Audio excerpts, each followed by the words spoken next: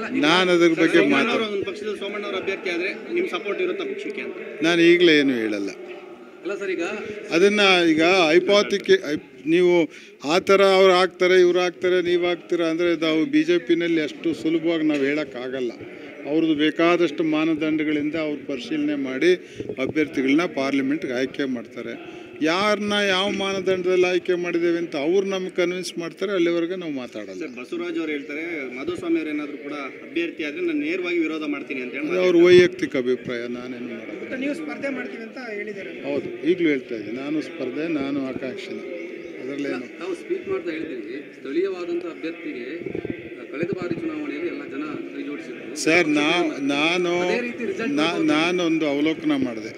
ಕೋದಂಡರಾಮಯ್ಯನವ್ರು ನಿಂತಾಗಲೂ ನಾನು ಹೀಗೆ ಹೇಳಿದ್ದೆ, ಸಿದ್ದರಾಮಯ್ಯನವ್ರಿಗೆ ಹೇಳಿದ್ದೆ ನಾನು, ಕೋದಂಡರಾಮಯ್ಯ ಗೆಲ್ತಾರೆ ಅಂದರು. ಕಷ್ಟ, ತುಮಕೂರು ಯಾವತ್ತೂ ಆ ರೀತಿ ಓಟ್ ಆಗಿಲ್ಲ ಅಂತ. ದೇವೇಗೌಡರು ನಿಂತಾಗಲೂ ನಾವು ಅದನ್ನೇ ಕ್ಯಾನ್ವಸ್ ಮಾಡೋದು, ತುಮಕೂರು ಜಿಲ್ಲೆಯವ್ರಿಗೆ ಯಾರಿಗಾರ ಗೆಲ್ಲಿಸ್ಕೊಳ್ಳಿ ಅಂತ. ಯಾರ್ಯಾರು ಹೊರಗಡೆಯಿಂದ ಬಂದು ನಿಂತವ್ರೆ ಈವರೆಗೂ ಇಲ್ಲಿ ಸಫಲರಾಗಿಲ್ಲ. ಅಷ್ಟು ಹೇಳಿದ್ದು ಬಿಟ್ಟರೆ ಮುಂದುವರೋರಾಗಲ್ಲ ಅಂತಲ್ಲ ಅದರ ಅರ್ಥ. ನನಗೆ ಗೊತ್ತಿಲ್ಲಪ್ಪ, ನಾನು ಬೇಕು ಬೇಡ ಇಲ್ಲ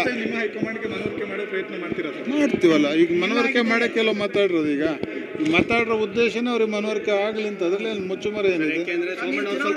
ತುಮಕೂರು ಜಿಲ್ಲೆಯಲ್ಲಿ ಆಕ್ಟಿವ್ ಆಗಿರ್ತಕ್ಕಂಥದ್ದು. ಅವರು ಚಾಮರಾಜನಗರದಲ್ಲೂ ಆಕ್ಟಿವ್ ಆಗಿದ್ರು, ಅಸೆಂಬ್ಲಿ ಎಲೆಕ್ಷನಲ್ಲಿ ಹಾಸನಲ್ಲೂ ಬಂದು ಅರಸೀಕೆರೆಯಲ್ಲಿ ಆಕ್ಟಿವ್ ಆಗಿದ್ರು, ಬೆಂಗಳೂರಲ್ಲೂ ಆಕ್ಟಿವ್, ರಾಜ್ಯವ್ಯಾಪ್ತಿ ಆಕ್ಟಿವ್ ಆಗಿದ್ದಾರೆ. ಅವ್ರಿಗೆ ಶಕ್ತಿ ಇದೆಯಪ್ಪ, ನಾವ್ಯಾಕೆ ಕಮೆಂಟ್ ಮಾಡೋಣ. ಎಸ್, ಇಲ್ಲ, ನನಗೆ ಭರವಸೆಯನ್ನು ಯಾರೂ ಕೊಟ್ಟಿಲ್ಲ. ನನಗೆ ಸಿಗ್ಬೋದು, ನಾನು ಯಾತ್ರಲ್ಲಿ ಅನ್ಫಿಟ್ ಅಂತ ಯೋಚನೆ ಮಾಡ್ತಾ ಇದ್ದೀನಿ ಅಷ್ಟೇ. ಹೈಕಮಾಂಡಿಗೆ ಮಾಡ್ದಂಗೆ ಇರ್ತೀವಿ ನಮ್ಮರೆ. ಇಷ್ಟೆಲ್ಲ ಆದಮೇಲೆ ಮಾಡಿರ್ತೀವಿ, ತೀರ್ಮಾನ ಮಾಡಬೇಕಾದ್ರೆ ಅವರು